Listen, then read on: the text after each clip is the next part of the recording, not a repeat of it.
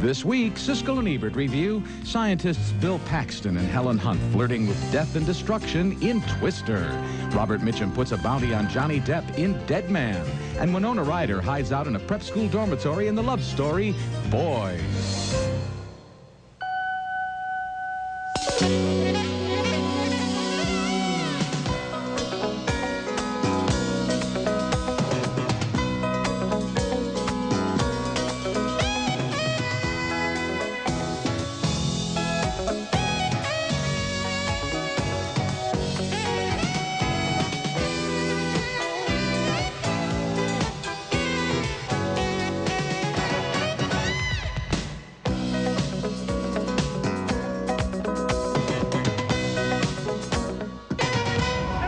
Down in the pit! Get down! Let's go! Everybody down! Go! Move! Come on!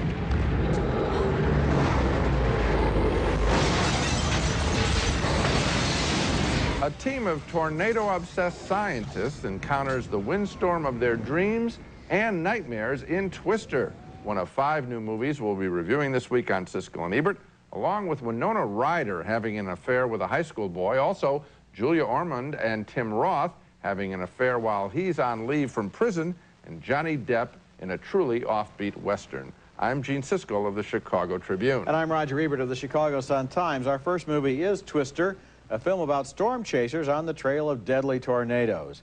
As the movie opens, Helen Hunt and Bill Paxton play a couple who are on the edge of finalizing their divorce, but still share one crucial thing in common, an obsession with tornadoes. He only went to see her to get her to sign the divorce papers, but a big storm front comes through, and here they are chasing twisters again. Are you mad? I'll be mad later. Right now I'm trying not to kill us. Funnel getting thicker. It's moving fast. Coming towards you, Joe.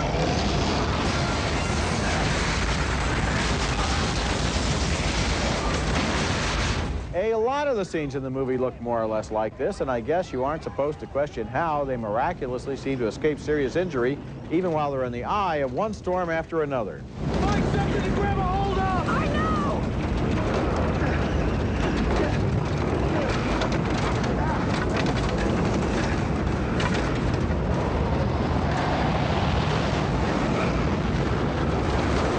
What are you doing? What are you doing? I want to see it. When they're not in tornadoes, they're cleaning up after them. For example, when Helen Hunt's aunt, played by Lois Smith, has to be rescued from her home. Okay, ready? Watch your hand, watch your hand. Go! Let's go! Oh, okay. Easy, easy, easy, easy. Get down! Oh, good. The best thing in the movie are the great special effects. In fact, they're about the only thing in the movie. Debris, Dusty, we have debris. Debris! Right. Left. Now, I'll say this about Twister. You get your money's worth in the special effects department. Twister starts out with a tornado and keeps on throwing tornadoes at us for 117 minutes. I felt like I had spent an eternity in Weathercaster hell. In between, there's a silly plot involving Paxton being caught between his first wife and his current fiancée, but with twisters arriving every 20 minutes, who cares? At one point, the fiancée just gives up. There's a great line where she says, "When you told me you chased tornadoes, I thought that was a metaphor." Well, if so, it would have been the only one in this movie. I admired the special effects in Twisters, but not enough to recommend the rest of the film. I had the same reaction, Roger. It is a ridiculous story surrounding the Twisters. Now, think about it for a second.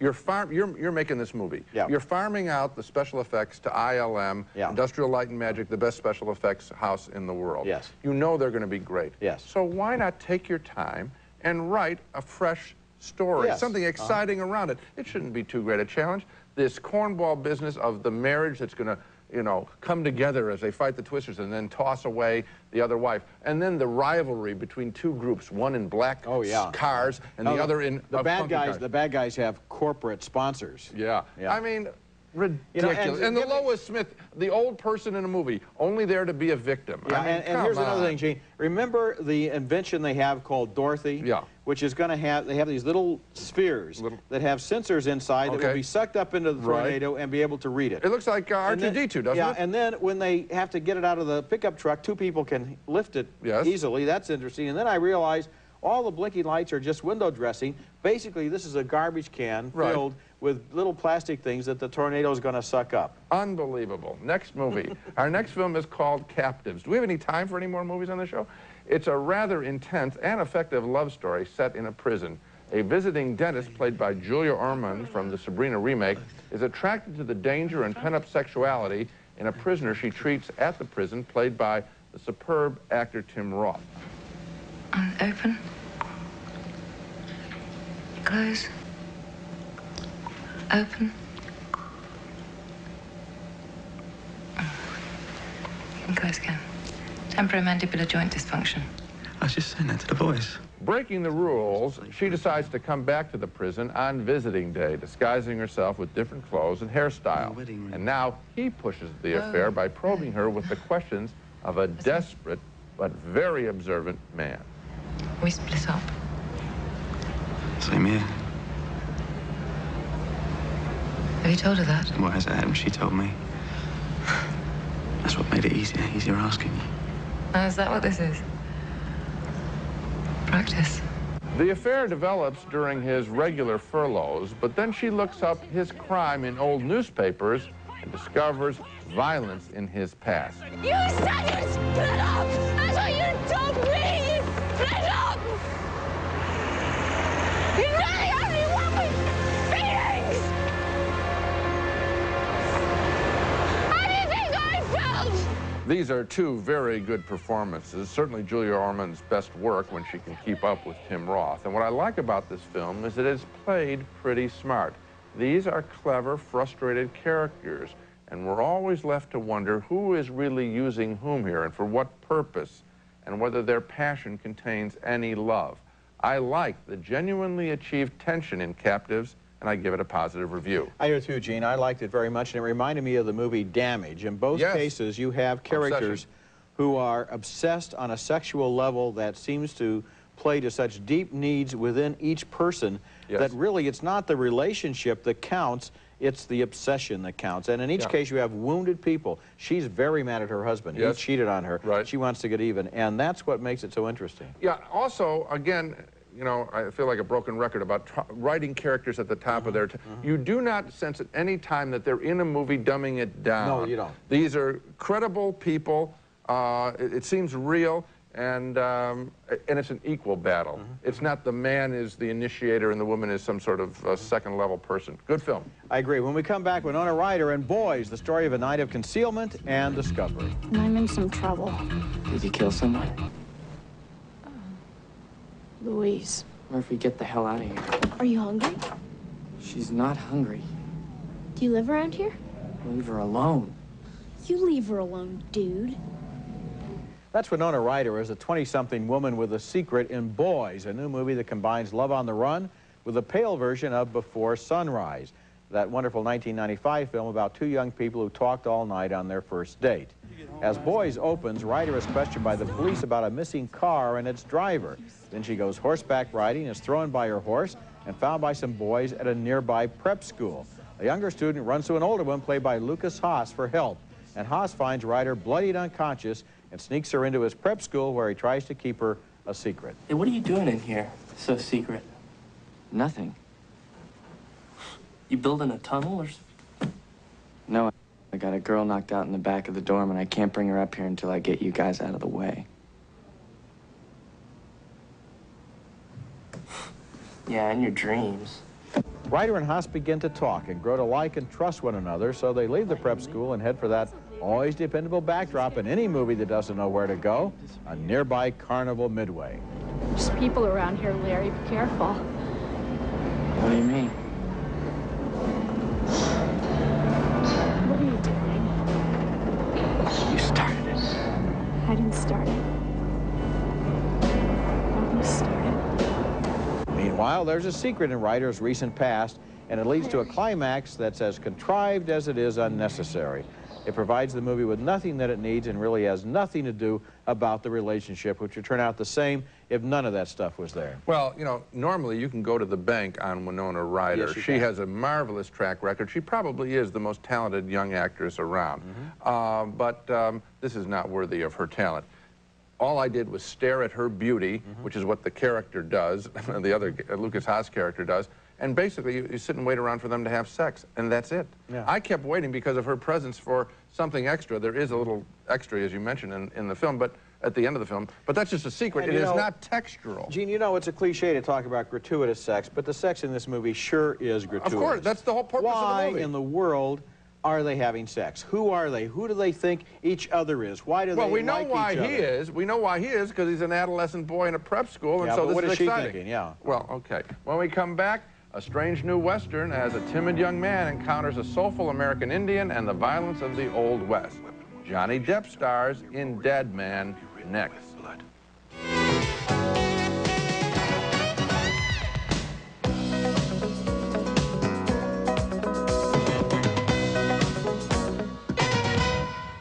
Want me to ask you for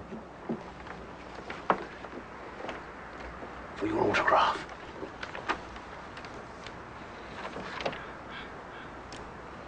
That's the fine young actor Johnny Depp in a new film called Dead Man from the independent filmmaker Jim Jarmusch. And let me tell you something about my reaction to this movie. After the film was over, I asked the projectionist to play the last half of it again. I can't say that I got it until the second viewing. Set in the 1870s, it's the story of a gentle young accountant from Cleveland who goes west in search of a job. And his face, as played by Johnny Depp, is a face of openness and peace. As the black and white film opens, his character, named William Blake, goes to the town of Machine, remember that name, and fails to get a job, but is befriended by a woman who takes him to bed. And his life is changed forever after he interacts with her jealous boyfriend, played by Gabriel Byrne. Well, I never really loved you anyway.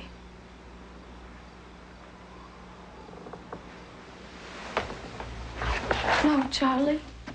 William ends up killing that man in self-defense, and it enrages the leading citizen of the town of Machine, Byrne's father, a crass industrialist played by no less than Robert Mitchum in a rare cameo role. I want him brought here to me. Alive or dead don't matter, though I reckon dead would be easier. I'm hiring you boys on an exclusive basis, and I'm willing to pay more money than you've ever seen before. On the run, William encounters a fascinating character next, an Indian who speaks English, always in epigrams. He's played memorably by Gary Farmer. Cannot stop the clouds by the building of a ship. What? Did I enjoy Dead Man? Well, mostly I enjoyed staring at it in the best sense. At the black and white images by the great cinematographer Robbie Mueller, and then at this friendship between the white man and the Indian. Maybe the best way I can describe it, it's like it plays in a deadpan natural way, as if somebody from the 1990s time traveled and dropped a video camera in the Old West with a very extended play tape, and then picked it up maybe a year later. What would have been recorded? Maybe something like Dead Man.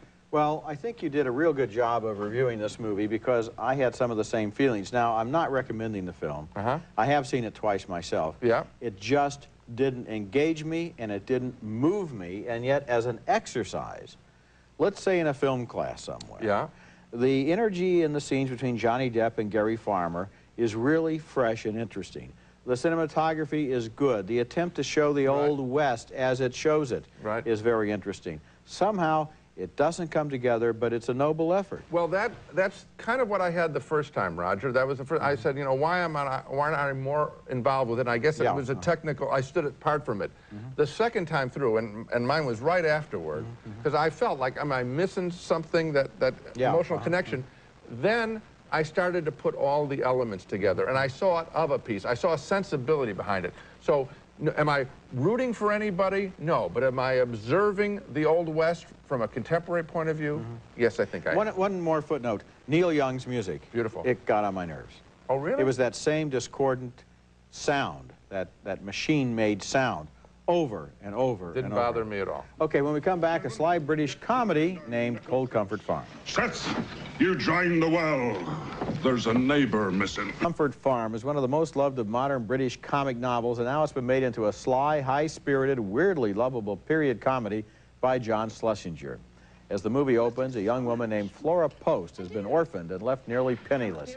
She discusses her prospects with a friend and finally decides her best hope is to throw herself on the mercy of her relatives. We're not like other folk, maybe, but there have always been Starcadders at Cold Comfort Farm. Look, stop it. And we will do our best to welcome Robert Post's child.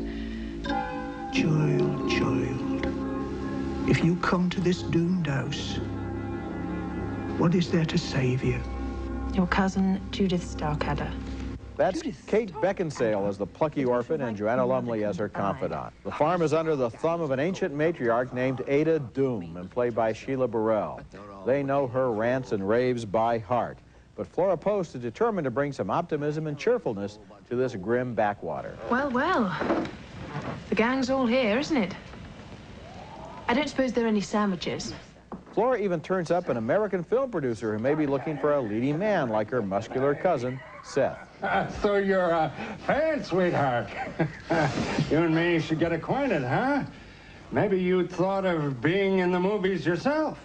Cold Comfort Farm doesn't have a serious thought in its head. It's delightfully satirical in its portrait of a gloomy, gothic matriarchy, and Kate Beckinsale does a wonderful job with the role of Robert Post's child, as they always refer to her. You're Robert Post's child, as she makes the best of a bad situation and blasts her way through her depressing surroundings. This is a movie that depends on just the right balance between satire and human comedy and finds it. It's a splendidly high-spirited entertainment. Well, what I like about it so much is that there is no way that you can predict from scene to scene, unless you've memorized the book, what's going to happen. It's discovering. She's discovering this new place in her life. We discover it along with her. It has that whole pace to it. And also, I'm really glad that John Schlesinger is back as a director. Here he won the Oscar for Midnight Cowboy, Sunday Bloody Sunday. He's had a marvelous career. He's sort of fallen on bad times. I didn't think we would see as good a film from him, and an original move, I think, for him. Just great. Yeah, and Kate Beckinsale, as this character, Robert Post's child, when she gets to this farm, you expect that you know what's going to happen. Oh, it's really gloomy. She's going to either get depressed or rebel or run away, or there'll be something. Right. And instead, she just accepts her lot. Okay, here I am. Let's go to work on this. Let's see how we can help people out here. And she just takes control of everybody's lives. It's a really marvelous picture. Coming up next, the preview of the Siskel and Ebert interviews special to be broadcast next week. Interviews with Tom Hanks, Meryl Streep, Steven Spielberg, and Brad Pitt. That's next. Century Plaza, offering the finest in luxury service in Southern California style, adjacent to Beverly Hills on LA's fashionable West Side. The Century Plaza Hotel and Tower, a Westin hotel. Welcome back. This Wednesday evening on primetime television, Roger and I will be presenting a one-hour special consisting of our interviews with 4 top talents in American movies today. And a preview for you. Here's the way the actual show is going to open. Didn't you say you were waiting for the number 7 buzz? There was that school of thought that said, why in the world are we celebrating this idiot on a park bench? Tom Hanks is everybody's favorite good guy. But will he ever break the mold? I won't play the Unabomber when that time comes. When a T-Rex eats a person sitting on a toilet, I promise you it's not personal. Steven Spielberg is the most successful movie maker in history. Over the past 20 years, he's given us all a few nightmares. But what frightens him? It was scary for me. My heart was beating. I didn't know what he wanted to do. He wouldn't tell me. They're always lying in wait for me to have an accent. Meryl Streep is America's leading lady, but 20 years ago, she was almost forced out of drama school. I was put on academic probation for a lack of ambition. Hick, redneck from Missouri. I'm trying to beat De Niro, you know, so I'm going. You know, that look? The looks, the attention, the success. In his first major television interview, Brad Pitt tries to figure out why him, why now? There was that feeling as a kid that you were being prepared for something big. That's all I have to say about that.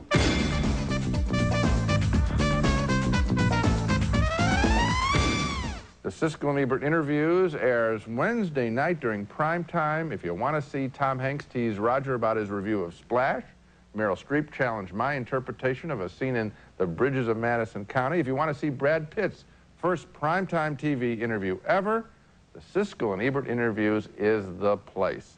Check out your local listings, and now let's recap the movies we reviewed on this show. 2 thumbs down on Twister. Only the special effects work in a predictable story that teaches us actually absolutely nothing about tornadoes.